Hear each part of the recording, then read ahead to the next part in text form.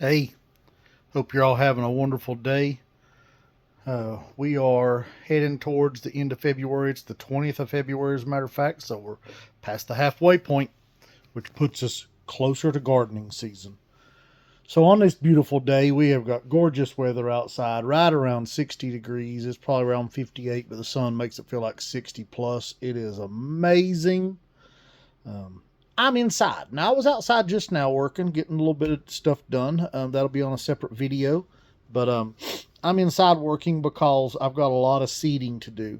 And I realize we have done a lot of videos on seeding peppers and germinating peppers and so forth, but we have lacked on some of the other stuff.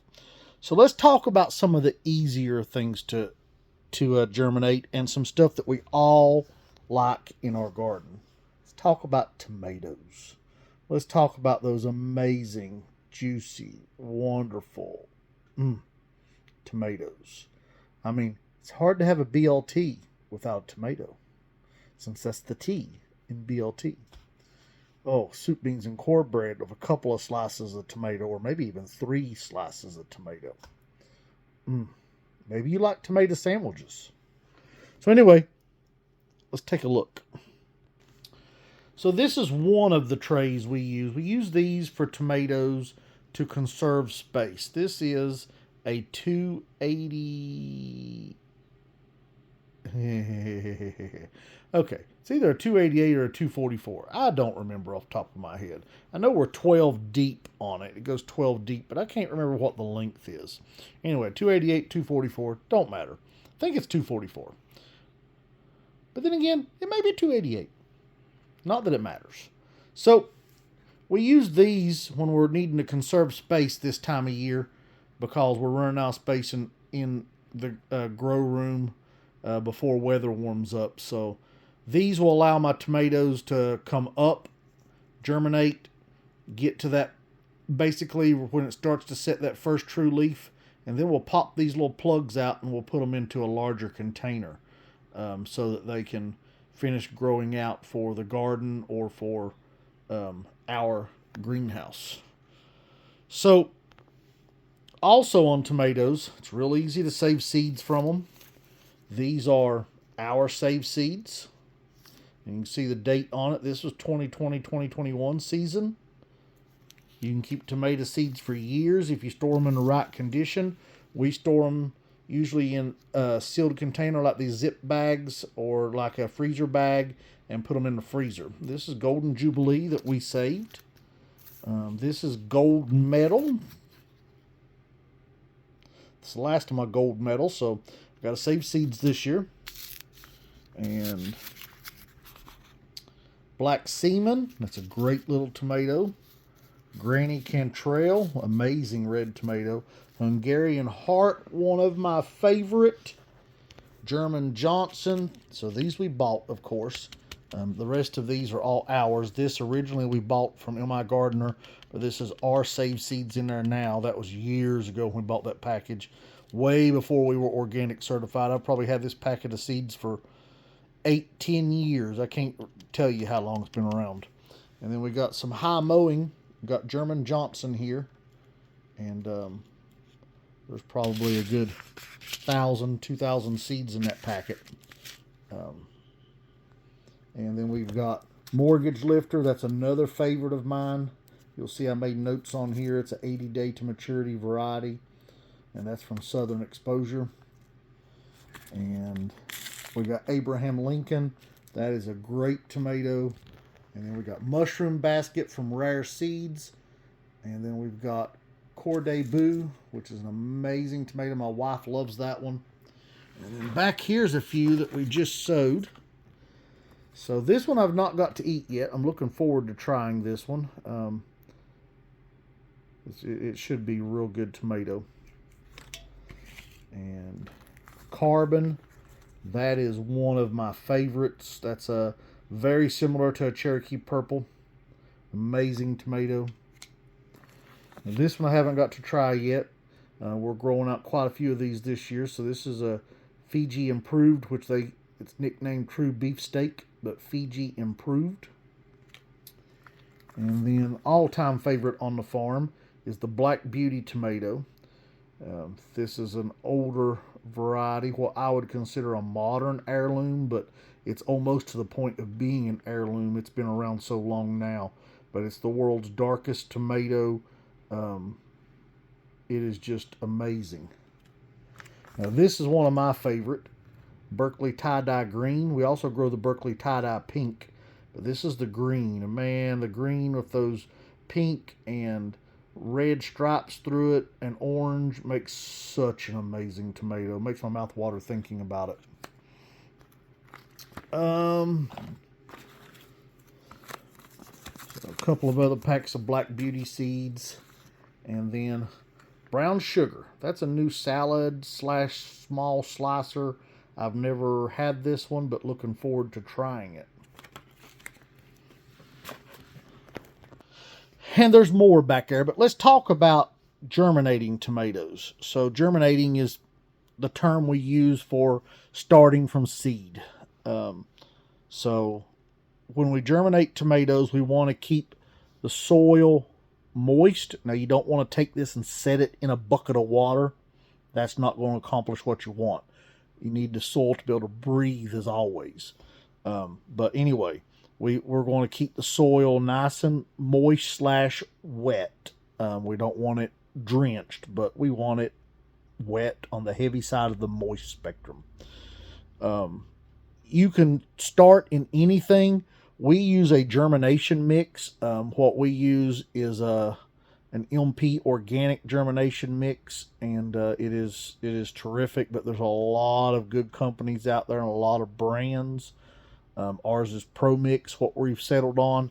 I like the product. We tried another brand a couple of years ago, and it had too much big stuff in it to germinate seeds in for my taste.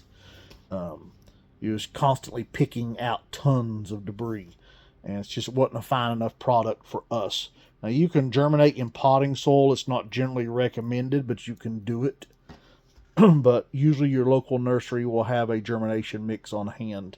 And for the average home gardener, one bag is going to take care of you, or a couple of small bags is going to take care of your needs. So temperature for tomatoes, we're looking at 65 to 80 degrees. 65 is definitely on the low end, but 70, 75 I've found is great for tomatoes. So if you got a sunny windowsill, you're definitely going to probably be able to get 75 degrees out of that. And tomatoes, while they benefit from being on a heat mat, you'll get a better germination and a more consistent germination, higher percentage of germination. They will do fine just under light. Now, I don't germinate mine in a windowsill, and if we've got a heat mat available, my tomatoes go on a heat mat. Now, this tray that I'm using here, I don't put on a heat mat. They're so small, they dry out quick, so we put them under a light and keep a close eye on them. So these will go under an LED light, and LED still produce a little bit of heat, guys. So you still got some heat, and it'll be in a room that stays between 60 and 70 degrees. So with the lights and the 60 to 70 degree air temperature in the room, we're going to maintain 70 to 80 degrees on these tomatoes, and they will germinate just fine. Now, that's the other thing. I'm talking to you about the light. Tomatoes will germinate in a dark area. They will germinate in without any light at all. But then you're going to get a very leggy tomato. And a leggy tomato start is not a healthy start. So by leggy, what we mean is that tomato plant will stretch trying to find sunlight. And when it should be this small, it ends up this tall or taller.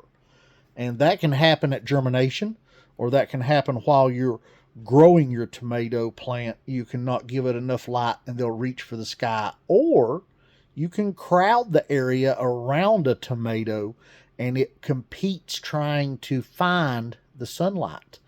So if you've got your tomato plants up potted into trays, sometimes you need to take every other one out and checkerboard your tray to get you a little bit more room for a tomato plant. Now, that is not necessary if you are going to be planting a smaller plant, but this happens usually. the checkerboarding, that's what I'm talking about, is not necessary. It becomes necessary when you do like we do, and we try to get some very large garden starts to go into the ground for the season, so we can get the tomatoes cranking out at a much quicker pace, because the customers want them. The quicker we can get them to market, the more we can sell. The more we can sell is the more money we can make. And the money, of course, is what keeps the farm operating. Without no money, we couldn't pay the bills. So if you're buying tomatoes off of us, thank you very much. We appreciate you buying those tomatoes off of us.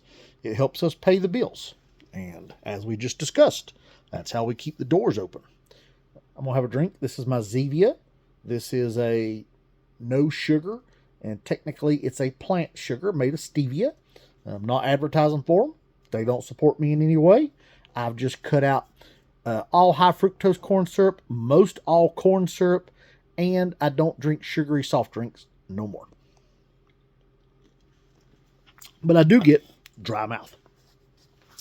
So that's only usually when I run my mouth a lot. So when we germinate, we want to have a light close to the seedlings. Now, the intensity of the light will determine how close it needs to be to the seedling. We're not talking just an inch off the seedling. You know, we're looking for several inches depending upon how bright your light is. My LEDs that I run over top of my tomato seedlings will vary depending upon what shelf I have them on. They will vary from being about 6 inches above the tray to about 12 inches above the tray. And if you got a nice bright light, that is plenty. Now, I have some lights that are much higher intensity, and they can be as much as a couple of feet from the tomato seedling. But I wouldn't use them on the tomatoes because it's a waste of a expensive light, wear and tear on it, trying to germinate tomatoes, when I can do it with my inexpensive LED grow lights that I have bought. And we have got a video on that, and I will try to link our inexpensive grow system in this video. So at the end of this video, you'll be able to click on the link at the end and go to that video and watch it after this is over. And hopefully it helps you design you a system. Maybe you don't like exactly what mine is and you want something a little bit different. Mine works great for us. We at this point probably have 20 of them, 18 to 20 of them built. And we're going to be wanting some more for next season. I want more for this season, but the budget's not there. So next season, we're going to probably add another 4 to 8 shelves. Maybe even more, but we're looking at 4 to 8. So, all right, guys. So let's go back, talk about the basics. Seeds. You can buy them or you can save them. Now, don't save them from the grocery store. It's not that it won't grow. You just don't know if you're getting a hybrid and what kind of tomato is going to grow on the other end. Will it be a tomato? Yes. Will it be the tomato you want? Not likely, because the majority of what you buy in the grocery store are hybrids. Even the ones that you see that say heirloom and they're charging you $5.99 or $6.99 a pound for, a lot of times those are not heirlooms. They are heirloom types. So we grow some of those in our greenhouse. And they are similar, got the attributes of an heirloom, and the flavor most of the time is exactly what an heirloom is, but it's a hybrid. Those seeds cost us a fortune, and growing from those seeds won't give you what you had when you planted it. Those are a first generation cross, what we call a F1.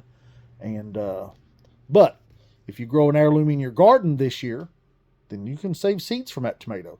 You want to save seeds, and we'll do another video on that, but you want to save your seeds from a fully developed, completely ripe tomato. That way it'll have nice, plump, fully developed seeds. Sometimes you can get by with it from one that's not, but you're more likely to get viable seeds if you pick a completely ripe tomato. To the point of, we would call it overripe. But the easiest way is to buy seeds. And like I said, we save ours and we buy. Southern Exposure has organic seeds. We use those. High Mowing has organic seeds. We use those. Johnny Seeds has organic seeds. I don't have any out right now.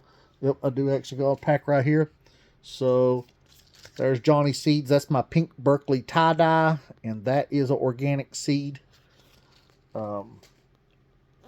And we prefer organic. It's actually, we either have to grow from organic or from a trusted source. So either it's an organic seed or it's a source that's approved, because the organic version is not available, maybe just for that year, or maybe it's not available at all.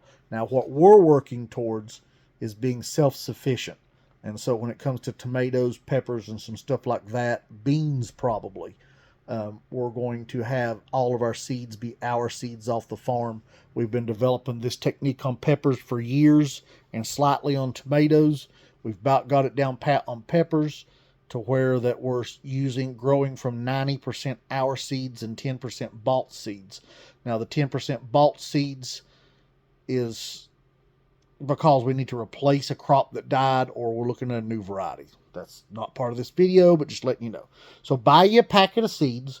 One of these packets of seeds, if you buy a quality pack of seeds, is probably going to give you anywhere from 10 to 25 seeds. And they're usually anywhere from $3 to $8 a package.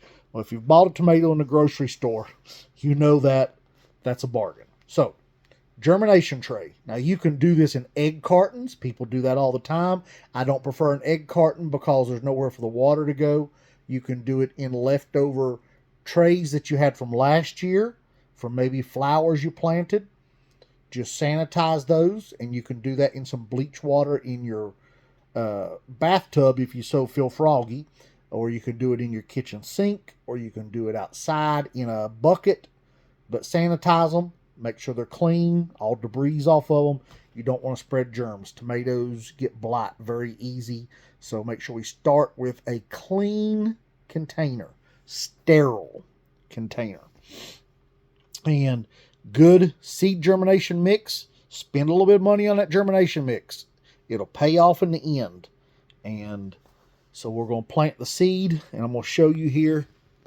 So a tomato seed, we're going to go about 1/8 to 1/4 inch deep into the cell.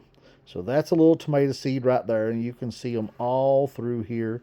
I've got them in there, and you can see how I've got them planted. And then these are the ones I'm getting ready to do. There's nothing over here yet. And then when I'm done, get a little bit of soil here and show you, I will come back and just sprinkle a little bit of soil over top of the seeds and pat it down just a little bit. Not press it down, but pat it down so that the seed is covered. And then I'll water these in thoroughly. And once they are watered in thoroughly, then the waiting process waits. Tomatoes germinate pretty quick. So in somewhere between 3 to 7 days, generally, your tomatoes are going to be up. Probably around day 4, you're going to have tomatoes. Okay, guys, I hope that has helped. I can show you what some of ours look like that I am working on up potting right now. I'm in the middle of this.